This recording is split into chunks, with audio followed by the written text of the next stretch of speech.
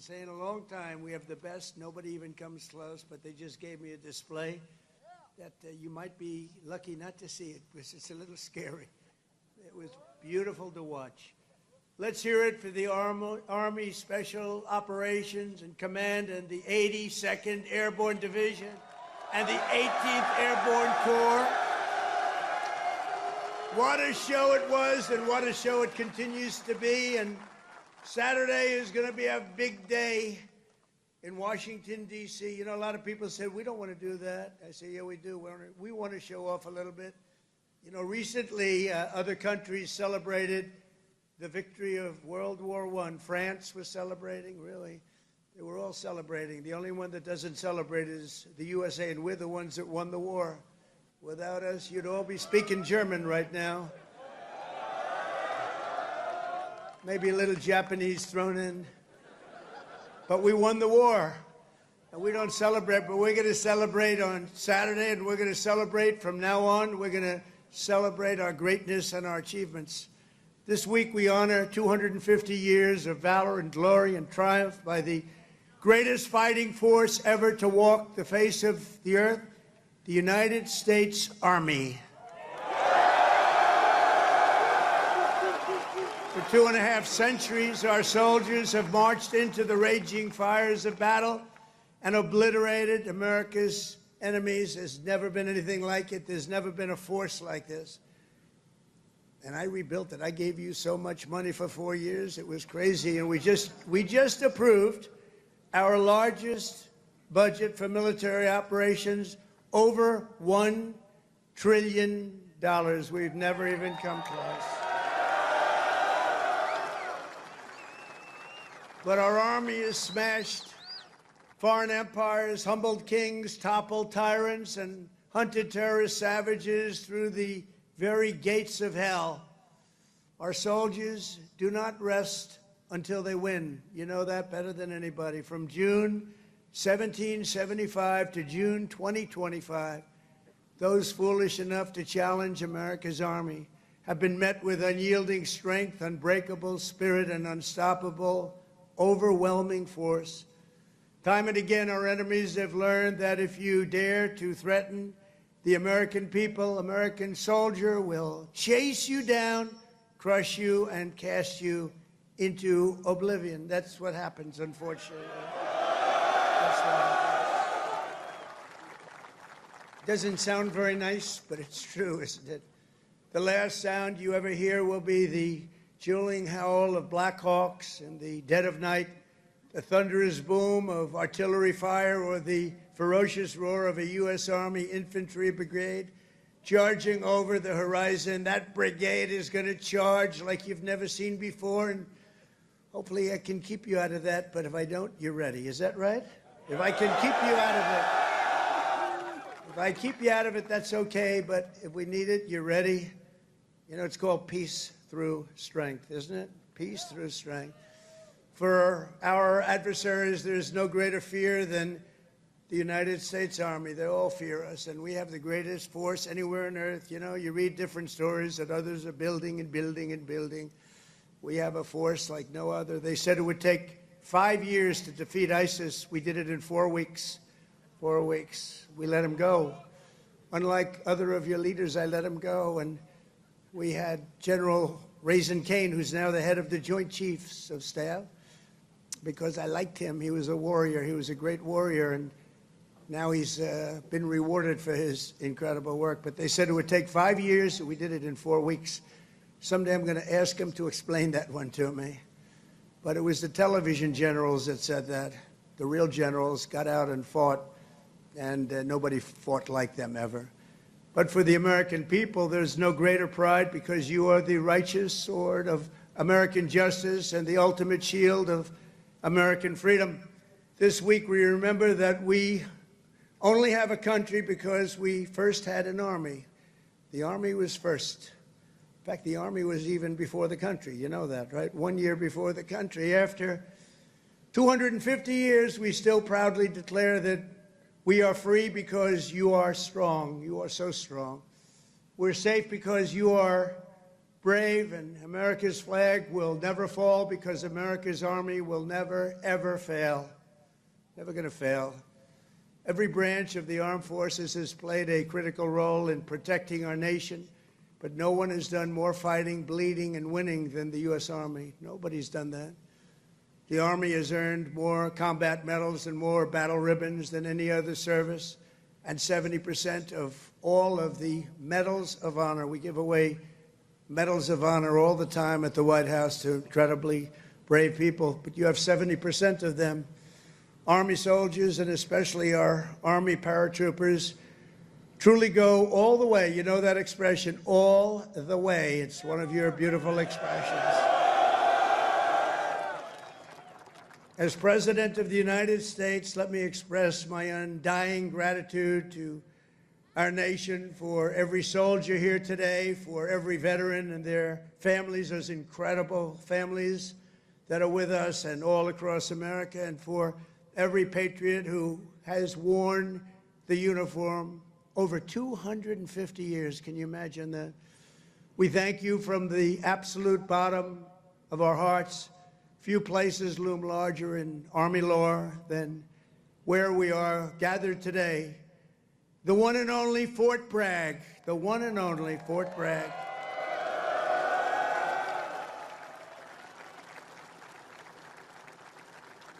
But remember, it was only that little brief moment that it wasn't called Fort Bragg. It was by the Biden administration, not Trump. I had nothing to do with it. We got it changed. We said, you know, I came here numerous times and everybody, they kept saying Fort Bragg, Fort Bragg. I said, you know, it's not the name, but then I was making a speech. I said, what do you think I should call this place? Call it Fort Bragg. I said, Fort Bragg, how you doing?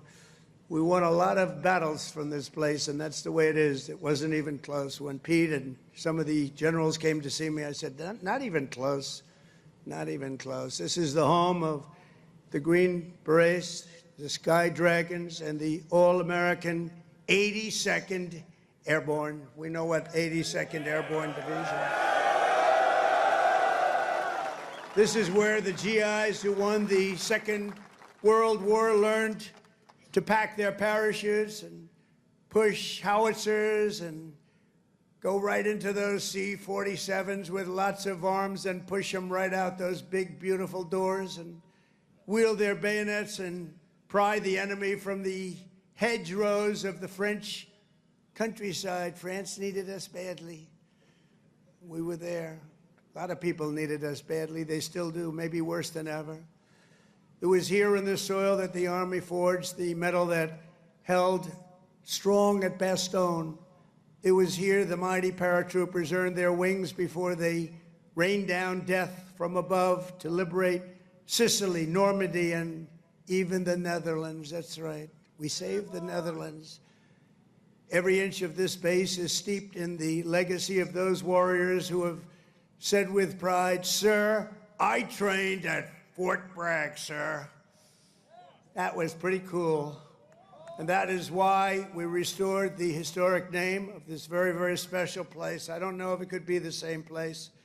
Fort Bragg is in, that's the name, and Fort Bragg, it shall always remain. That's never going to be happening again.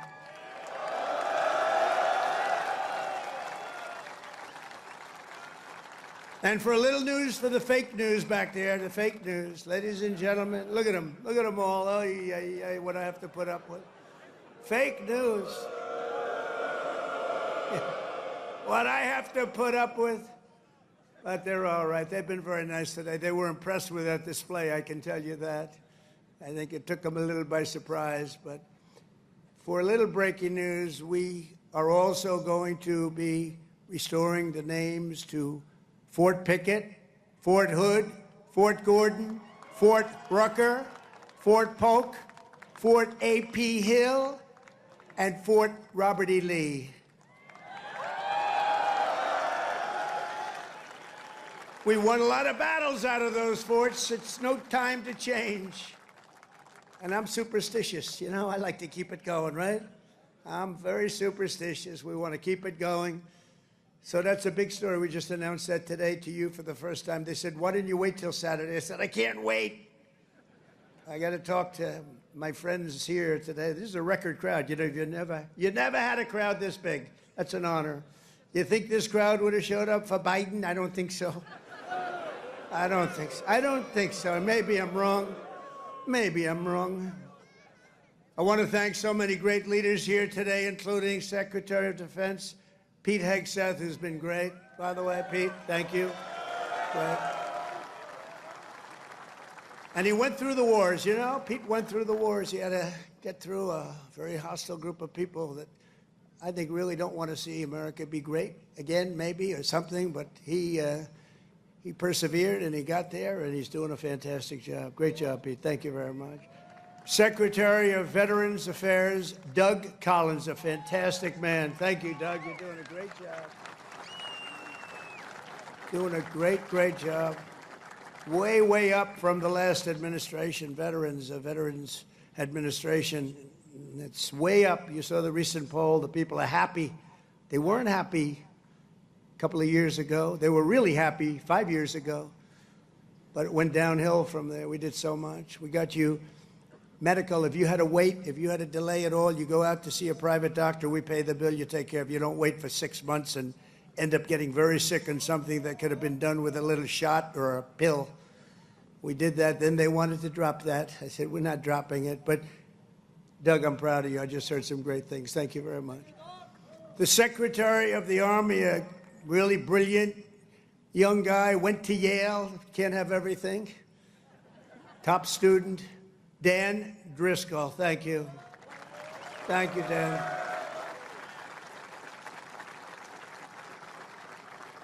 And we have your senators, Senator Ted Budd and Senator Tom Tillis. Thank you, fellas. Thank you. Congressman Richard Hudson, Pat Harrigan, where's Pat? Pat? Good, Pat, you're doing great. You guys are amazing. And we have the big brass, General Andrew Pappas. General, thank you. Thank you, General.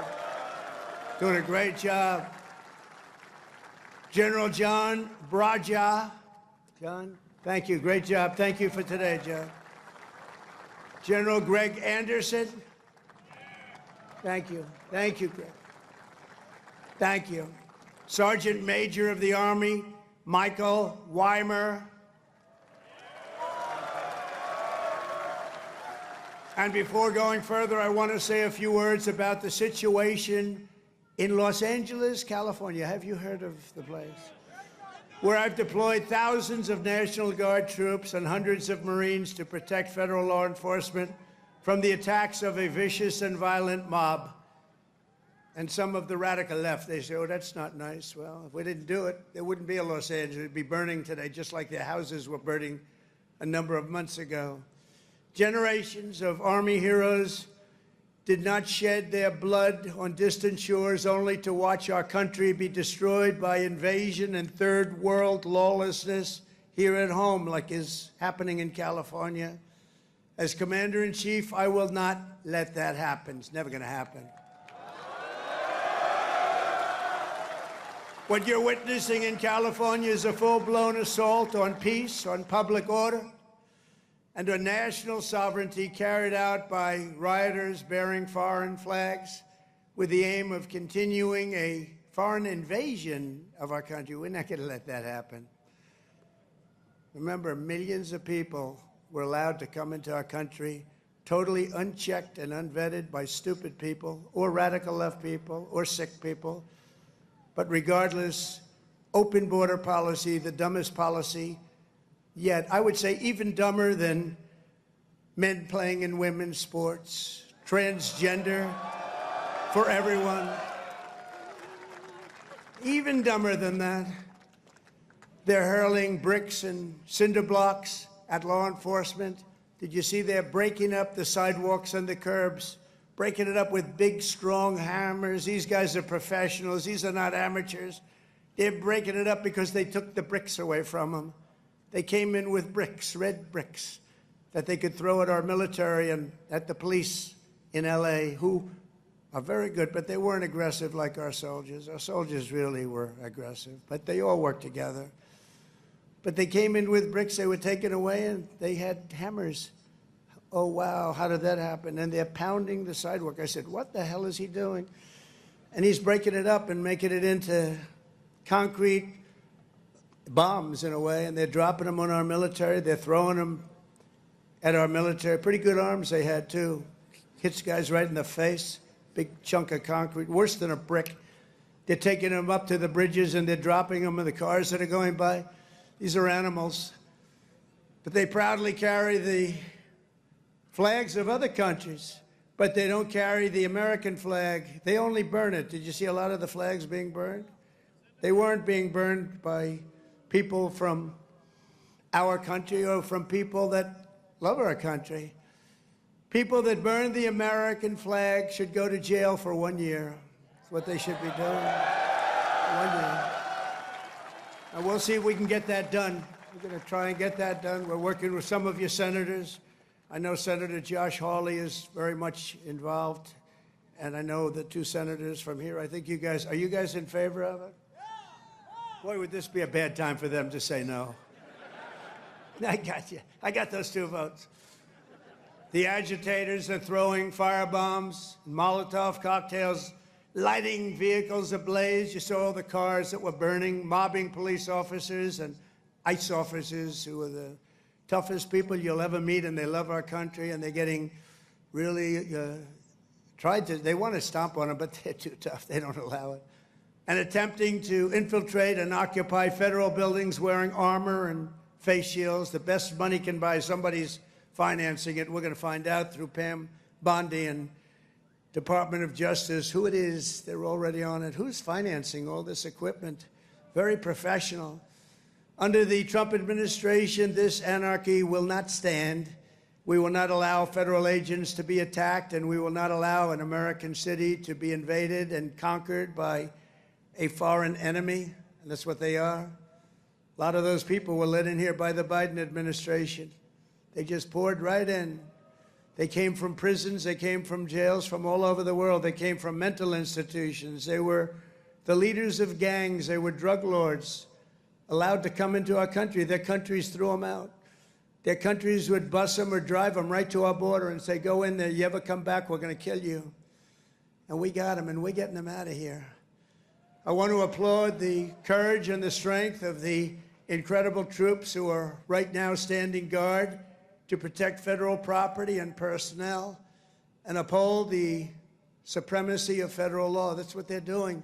They're protecting our ICE agents. They're protecting the police in Los Angeles. The head of the police in Los Angeles, a good man, I hear a good man, but he was actually saying we really did need this help. It had gotten away from them. It had long gotten away, and we gave it to them. Not only are these service members defending the honest citizens of California, they're also defending our republic itself, and they are heroes. They're in there, they're heroes. They're fighting for us. They're stopping an invasion just like you'd stop an invasion. The big difference is most of the time when you stop an invasion, they're wearing a uniform. In many ways, it's tougher when they're not wearing a uniform because you don't know exactly who they are. In Los Angeles, the governor of California, the mayor of Los Angeles, they're incompetent, and they paid troublemakers, agitators, and insurrectionists. They're engaged in this willful attempt to nullify federal law and aid the occupation of the city by criminal invaders. That's what it is. They're invaders, no different. Their position is that the rioting will not stop unless ICE withdraws from Los Angeles and ceases the enforcement of federal immigration law. In other words, they came in here illegally. Many of them came out of prisons and jails, the most heinous people. They came from all over the world. They came from the Congo in Africa. They came from Asia. They came from the prisons of these places. They were put into the United States and allowed to stay here because we had a grossly, grossly unfit president who listened to whoever was operating the auto pen. And they allowed these people to stay. And by the way, I've known this guy for a long time. He was never the sharpest bulb. But you know what he was? He wasn't a radical left lunatic. He never dreamt about open borders. He never said that when he was of sound mind, which actually was a very long time ago. So sad what they've done to our country. I will say that without question, however, you're seeing the financial numbers. We've now got the hottest country anywhere in the world. And 6 months ago, it was the coldest country. We're being laughed at all over the world. I was in Saudi Arabia, Qatar, UAE. We brought back $5.1 trillion into our country. And all three leaders, they're great leaders, all three said, you know, you are presiding over the hottest country anywhere in the world. And they said the exact same thing. They said 6 months ago, it was the coldest country. I'll tell you, it changed on a date. You know what November 5th was? It was the election of a president that loves you. And that's when it all changed. That's when it all changed. Within the span of a few decades, Los Angeles has gone from being one of the cleanest, safest, and most beautiful cities on earth to being a trash heap with entire neighborhoods under the control of transnational gangs and criminal networks. It's horrible what's happened so quickly. As the entire world can now see, uncontrolled migration leads to chaos, dysfunction, and disorder. And you know what? They have it in Europe, too. It's happening in many of the countries of Europe. They don't like it when I say it, but I'll say it loudly and clearly. They better do something before it's too late. Very simply, we will liberate Los Angeles and make it free, clean, and safe again. It's happening very quickly. The one big, beautiful bill, you've heard about it. We call it the one big, I was on one of the television shows, I think Deface the Nation. Ladies and gentlemen, Deface the Nation. It's actually called Face the Nation for those of you that are smart enough not to know, because you're better off not knowing. But I was on one of the shows, and I said, we got to get a great bill. They said, would you like it to be one bill, or would you like it to be 7 or 8 bills? They said, I want one big, beautiful bill. And the Republican Party liked that statement. They call it one big, beautiful bill. So that's good. And that's what it is. It's great. And it's currently before Congress. It provides all necessary funding for ICE, for Border Patrol, and for the Department of Defense. And I told you at a level that we've never had before, over $1 trillion. We better get that bill approved. Otherwise, your helicopters and your planes and your equipment's going to start to look a little bit old, General. You better push your favorite congressman. You better push these 2 senators. I think they're in good shape, however. But we got to get it approved. And those congressmen by you are all 100%. I don't even have to talk to them. They've been so great. So I want to sign this into law immediately. And with the signing, so many great things will happen to our country. No tax on tips. Think of that. No tax, seniors on Social Security. No tax on overtime. They're going to pay for themselves. And if you get a car, and if you borrow money to buy the car, we're going to let you deduct the interest payment if it's a new car made in America. Only if it's made in America. If it's made in Japan or China or any place else, we're not really interested in your deduction. I was elected winning all 7 swing states, the popular vote by millions and millions of votes, and all counties throughout America by 2,750 to 525. That's what I call a big number. But this is a mandate from the people to restore the sovereign borders of the United States, and that is exactly what we're doing. Not only the borders, the financial institutions, and our country itself. We will not be deterred. And the mob in Los Angeles or anyone else, anywhere else, will not succeed. They don't even have a little chance. And I will be calling you early as I see this happening because, in theory, I guess you could say a governor could call, but they don't call. They let their city burn, like in Minneapolis with this guy who ran for vice president against J.D. That was a good debate, J.D. against this guy. Remember how bad he was? That was one of the, I said, J.D., there's never been a man like you're competing against. This is the worst. I think he's running for president, too. Can you believe it? But he's a radical left lunatic. And I'll never forget, in Minnesota, that city was burning down.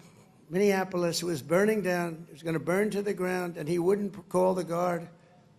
And I waited for a long time, and I called the guard, and I saved it, but I wish I would have called it the first day. And I said, you know, if this ever happens again, because I was thinking about running because the election was rigged and stolen, we all know it.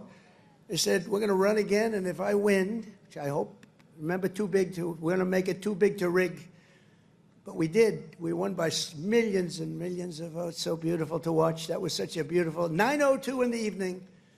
They said, ladies and gentlemen, Donald Trump is projected to be the winner. I said, well, you think that was easy? I don't think these ladies from North Carolina think it was easy. You know, they followed me. I don't know what happened to their husbands. They're married to very nice people. But they've been to, 138 rallies. They said more. And they're from North Carolina. It's nice that we have one nearby finally, right? They go all over the country. I don't know what the hell's going on, but they're great. They're North Carolina, beautiful, wonderful woman, and we appreciate it. Like 130 rallies or some crazy number. Are your husbands satisfied with that? Are they okay? Oh, here he is. He showed up. One of them showed up. That's great. Congratulations. Great women, actually. The great patriots. We will use every asset at our disposal to quell the violence and restore law and order right away. We're not going to wait 7 days and 8 days and wait for a governor that's never going to call and watch cities burn. And let me tell you, if we didn't do this, Los Angeles would burn. It would be burning to the ground right now, just like their houses burned to the ground just a few months ago. And the only flag that will wave triumphant over the streets of Los Angeles is the American flag. So help me God. The American flag is the one that's going to wave triumphantly over the streets.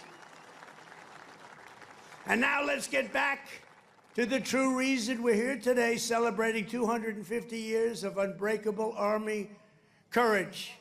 This week we commemorate not just the starting point in Army history, but a turning point in the history of the world. That's how important it is. When the Continental Congress created the Army and appointed its first commander, named happened to be George Washington. Has anybody heard of him? George Washington. Are you okay, darling? Are you all right? Yeah, take your time, please. Doctor, please. Doctor. Doctor in the house. Thank you. Thank you very much. These are great people. They've been waiting here a long time, General, so, you know, we want to give them all the time they need, right? Thank you very much.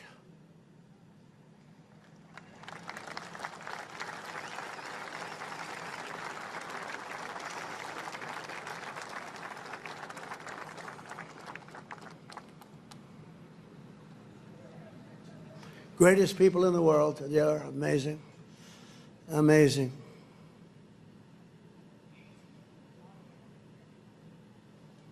Oh, good. Thank you very much. Thank you.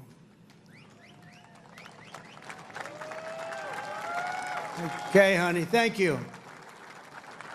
Beautiful young person. Beautiful young person. We have a lot of young people. You know, they have. We won young people, old people, and everything in between. It's sort of nice. Remember, they used to say, but Trump doesn't have the young people. We won everything. Thank you very much, Doctor. Great job. When the Continental Congress created the Army and appointed its first commander, General George Washington, they sent the fierce spirit of a free nation into battle under a rallying cry that echoes to this day. Give me liberty or give me death. Have you heard of it? Quite a beautiful statement. Think of what that means. Give me liberty or give me death. I know exactly what that means. Just 3 days after the birth of the Army, the great patriot, founding father, Dr. Joseph Warren, was on the front lines as a soldiers stood totally outnumbered and outgunned at Bunker Hill. They had a group of soldiers against them that was supposed to be, in that day, unbeatable. Warren's mother had begged him, son, please don't do it. She said, please, please don't do it. Don't risk your life for even the patriot cause, please. And he replied, Wherever danger is, dear mother, there your son will be. I will either set my country free or shed my last drop of blood to make us so. So beautiful. So the words are so beautiful. At Bunker Hill, Warren kept his vow, fighting and fighting and fighting and loving his country until he fell, drenched in blood, and gave his life at the very young age of 34. Exactly 250 years later, we are joined by Dr. Warren's great-great-great-great-great-grandson, and it's 7 generations down, and now an Iraq war veteran, retired Army specialist, Scott Warren, is here with his daughter, Sergeant E5 Carrington Sanders of Fort Irwin. I want to just, where are you? Where would you be in this big crowd? Thank you very much.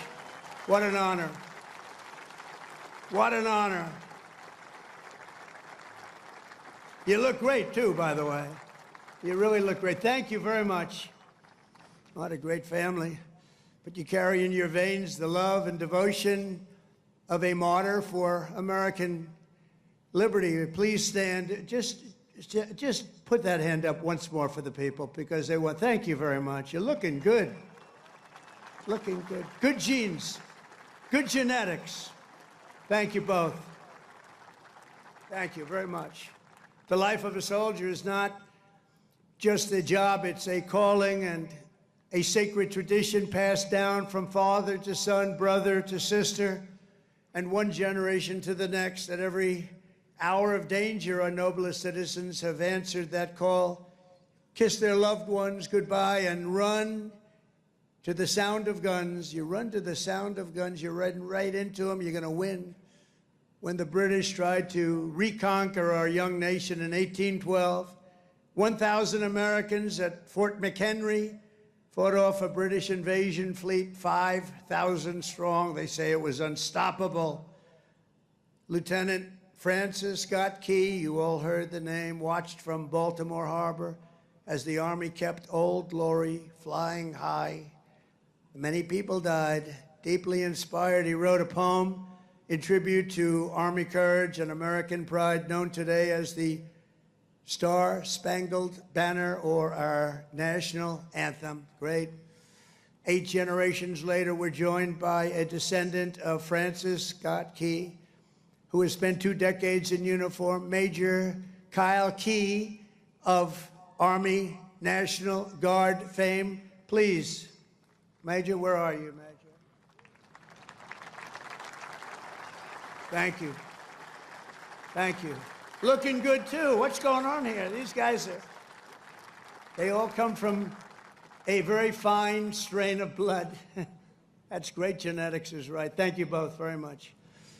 Major Key, thank you for helping to keep this incredible land of ours free and the home of the brave, and that's what it was.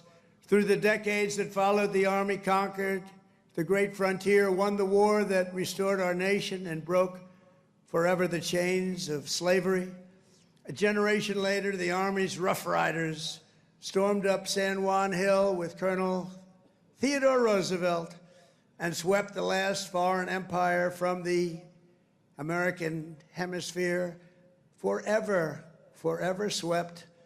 In World War I, our doughboys fought bravely in the Valley of the Marne and in the Argonne.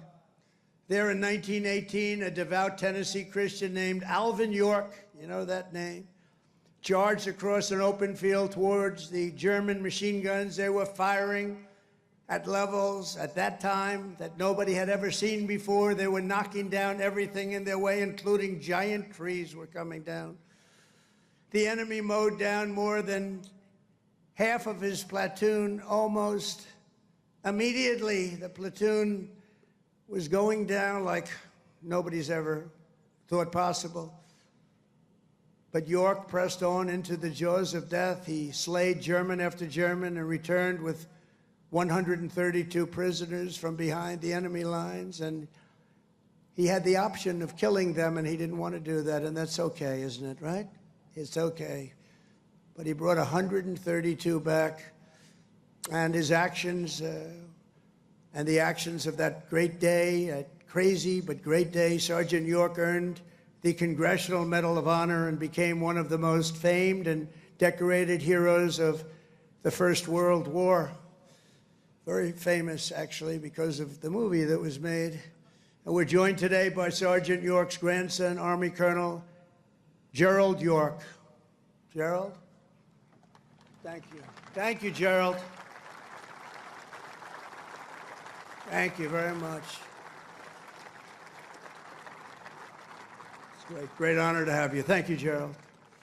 At his grandfather's funeral in 1964, Gerald was told by the command sergeant major of Fort Bragg that it was about time he joined the Army. And he volunteered for combat in Vietnam and gave the Army 31 of his best years. No, I think your best years are right now. You look very good. Your best years are right now. Keep it going. But Colonel York, we salute you. We salute your family and the fame and the bravery of your family. Thank you very much. Appreciate you being here. And in World War II, the Army once again came to the free world's rescue. Among the millions and millions who volunteered was Henry Armstrong. He enlisted 6 months before his high school graduation and did basic training right here at Fort Bragg. By the next year, he was in Normandy. He fought his way across France as part of Patton's Third Army, crossed the Rhine into the heart of Germany, and helped liberate a Nazi concentration camp. He was a brave person. Command Sergeant Major Henry Armstrong is here with us today. He's 100 years old, a veteran of numerous World War II battles, and 41 years in the Army.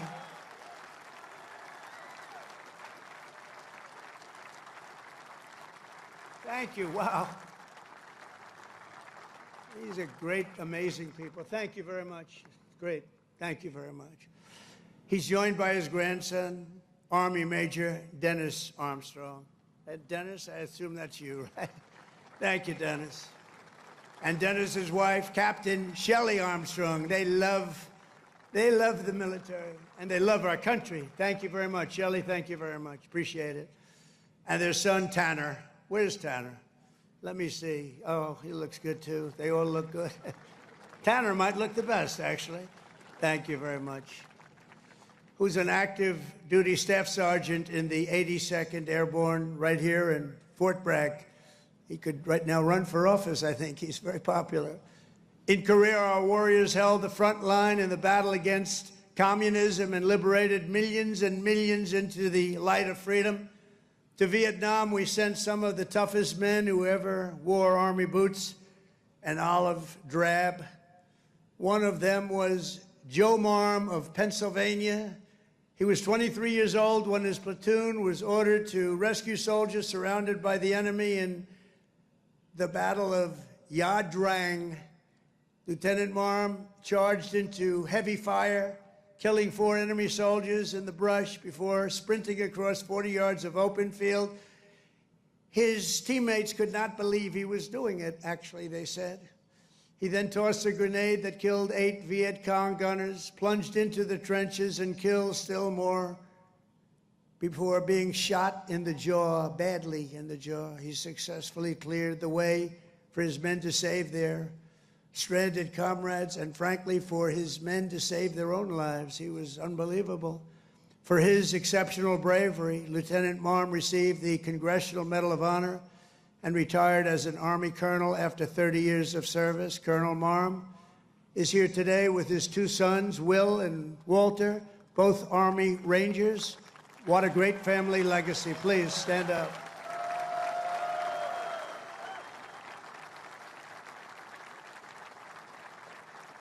How's your jaw feeling? All right? The jaw? It's all right? Looks pretty good. I wish mine looked that good. It's very good. Thank you very much. Great family. Appreciate it.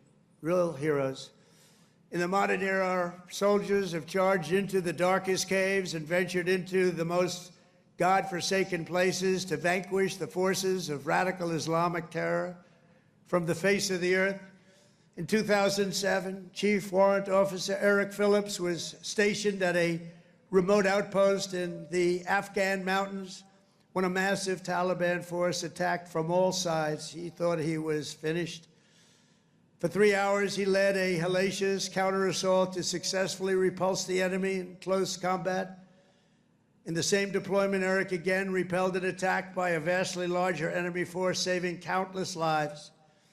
For his spectacular gallantry, Chief Phillips earned the Distinguished Service Cross and the Silver Star, becoming among the most highly decorated warriors of any branch in the war on terror. Actually, he is the most decorated, and it's not even that close. Many, many battles, many, many medals. And he's with us today, Chief Phillips. You did us all proud. Please stand up, Chief Phillips. Thank you. Thank you very much. Thank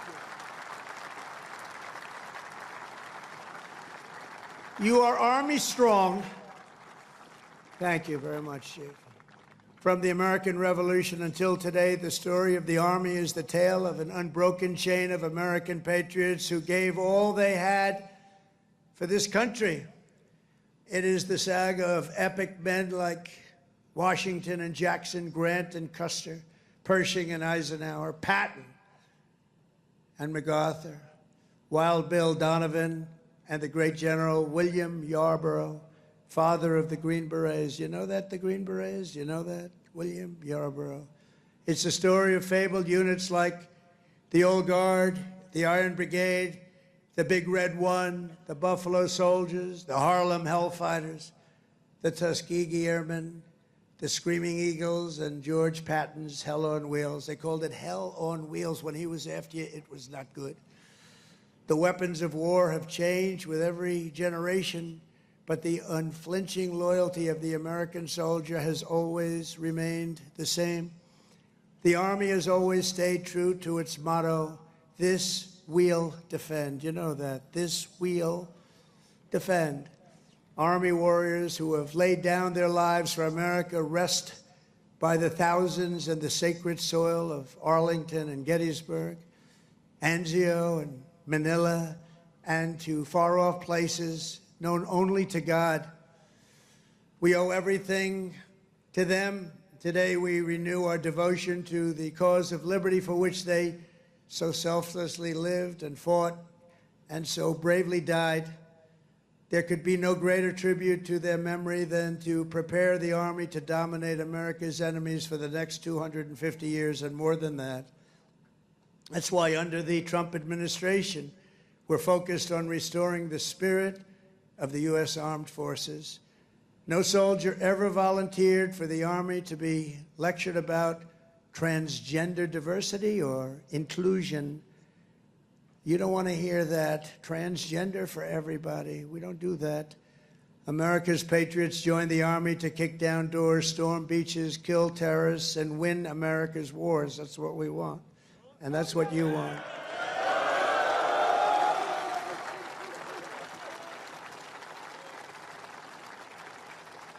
And to that end, we're making that record investment, but not only in the Army, and the other forces also, because you work together as a team.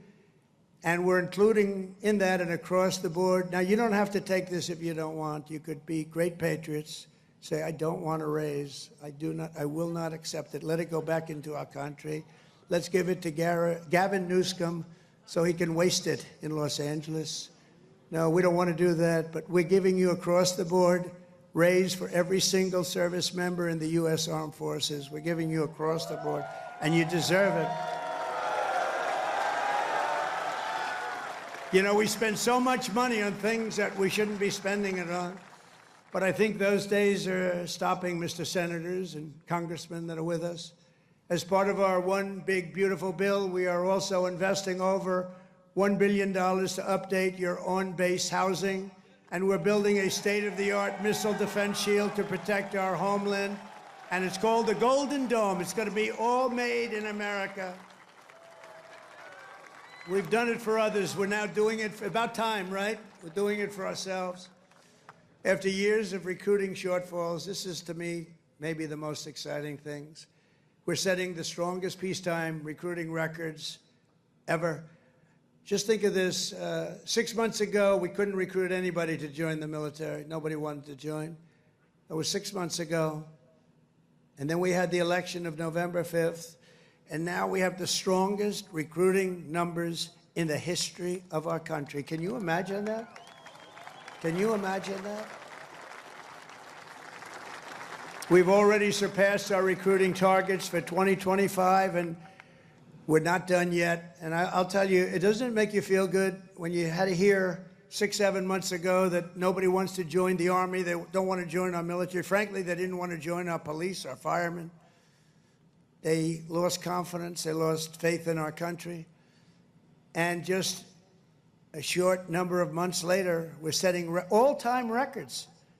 In fact, your job might be in jeopardy. Somebody else may come in and take it. That was bad. We'll get you out of here. You have to be good. We're getting the best people that you've ever seen. We're getting people that I don't think we've ever seen anything like it. Great people are coming in. Doesn't it make you feel good, though? You have something and you're doing something and other people want to join you. Isn't that a great feeling? And wasn't it a lousy feeling just a short time ago when they announced, you're a soldier and you're proud of your country and you're proud of the Army in your case, and you're reading stories about nobody wants to come in and join the military, right? Isn't that lousy? Even the ladies from North Carolina were not happy with that. But then we had a great election. It was amazing. Too big to rig. We had a great election, and all of a sudden, the people are pouring in, and we have incredible people like Pete and the others that are here, Dan. I think they made a big difference. I really do. So thank you very much. All of you guys, I think you've really made a big difference. The Army will soon be stronger, bigger, and better than ever before. And every new soldier that joins our ranks will kindle the same fighting spirit exemplified by the likes of Sergeant Major Jim Schmidt, who's no longer with us.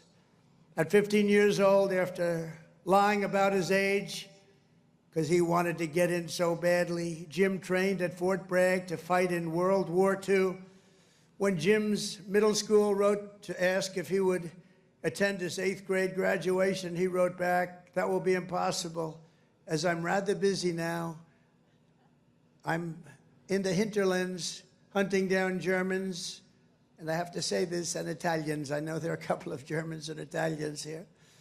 As a paratrooper, he made the famous drops at Sicily and Salerno while still a young boy, too young to be in. The Army kicked him out. They found out about it. They kicked him out. They discovered he was way underage. They said, "Jim, you got to get out of here. You're a hell of a soldier, but you got to get out." But that didn't stop Jim. He enlisted in the Navy. But the moment he turned 18, he came right back and he joined the 82nd Airborne. How about that? He went on to fight at the Chosin Reservoir in Korea, rough place. Saw combat in Vietnam and ended his career right back at Fort Bragg, having earned 2 Silver Stars, 3 Bronze Stars, and 2 Purple Hearts. With us today is Jim's widow, Peggy, and their beloved grandson, Army Specialist Christian Forbes, who is currently deployed at our southern border defending our country from an invasion, whether we like it or not. It's an invasion, but I don't know if you've heard, the invasion was 99.9% stopped. Do you hear that? 99? Could even be more right. 99.999% stopped. That invasion is stopped, so I think he's in good shape. Specialist Forbes, I want to thank you for defending America, and you've obviously done a good job because that invasion has been stopped, and we appreciate you being here. Thank you, wherever you may be. Thank you very much. Thank you very much. Great. We stopped that sucker, didn't we, huh? We stopped it. Thank you very much. Each and every one of you here today carries in your souls the love, strength, and courage of millions upon millions of Army patriots who came before you. Your uniforms bear the same stars and stripes that our ancestors carried to victory at Yorktown, across the Great Plains, and over our Rockies, up the Missionary Ridge, down through the streets of Paris. That's right, we went down the streets of Paris. We got to help our allies, don't we? Across the sands of North Africa and onto the shores of Omaha Beach, into the blood-soaked hills of Korea. And it was a West Point graduate named Buzz Aldrin who first planted our great American flag on the face of the moon. We know that.